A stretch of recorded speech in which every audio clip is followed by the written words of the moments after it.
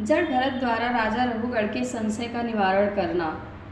जड़ भरत ने राजा रघुगढ़ के संशय के निवारण के लिए कुछ उदाहरण भी दिए। भरत जी बोले, राजन, एक व्यापारी व्यापार करने दूसरे देश में जाता है।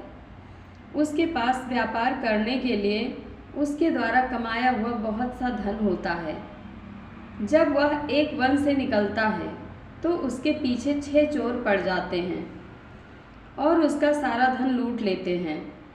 किसी तरह चोरों से बचकर जब वह घबराया हुआ आगे जाता है तो उसका पैर एक झाड़ी से अटक जाता है और वह एक पेड़ पर मुंह के बल गिरता है और उसमें फंस जाता है। वह और अधिक विचलित हो जाता है जब वह देखता है कि एक सफ़ेद और एक काला चूहा उस पेड़ को लगातार काट रहे हैं और एक विशाल सर्प उसका भक्षण करने के लिए नीचे बैठा हुआ है। वह घबराया हुआ व्यापारी अपनी मृत्यु को समीप जानकर अत्यंत विचलित हो जाता है, परंतु उस पेड़ में मधुमक्खियों का छत्ता होने के कारण शहद की कुछ बूंदें उसके मुंह पर पड़ती है तो वह अपनी पीड़ा भूलकर शहद पीने में मस्त हो जाता है। कुछ समय के उपरांत दोनों चूहे उस पेड़ को काट देते हैं तो वह नीचे गिर जाता है और विषैला सर्प उसका भक्षण कर लेता है। राजन, ठीक इसी प्रकार एक जीवात्मा मनुष्य रूप में पृथ्वी पर जन्म लेता है।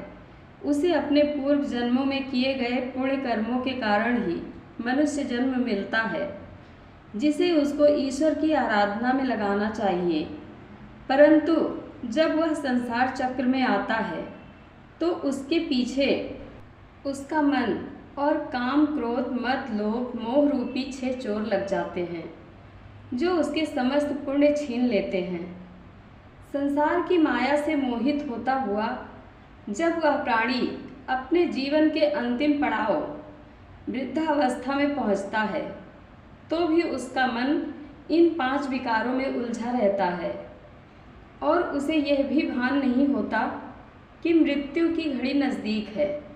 उसके जीवन चक्र को दिन और रात रूपी चूहे निरंतर काट रहे हैं और काल रूपी सर्प उसका भक्षण करने के लिए तैयार खड़ा है।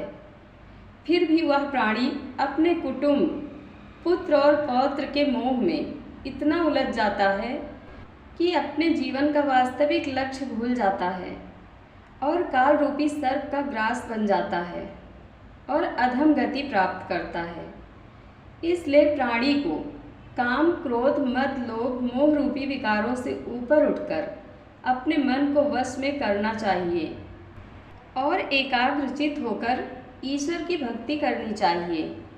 जड़ भरत जी की दिव्य वाणी को सुनकर राजा रघुगढ़ के संशय का निवारण हो गया और वह आत्मज्ञान प्राप्त करने ईश्वर की तपस्या के लिए चले गए।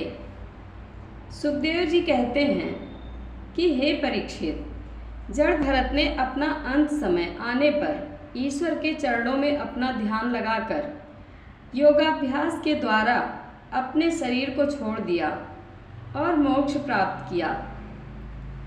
भरत जी का यह चरित्र अत्यंत कल्याणकारी और दिव्य गुणों से युक्त है और आयु और धन की वृद्धि करने वाला है।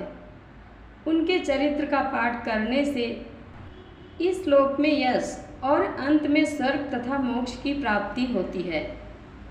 जय श्री हरि विष्णु।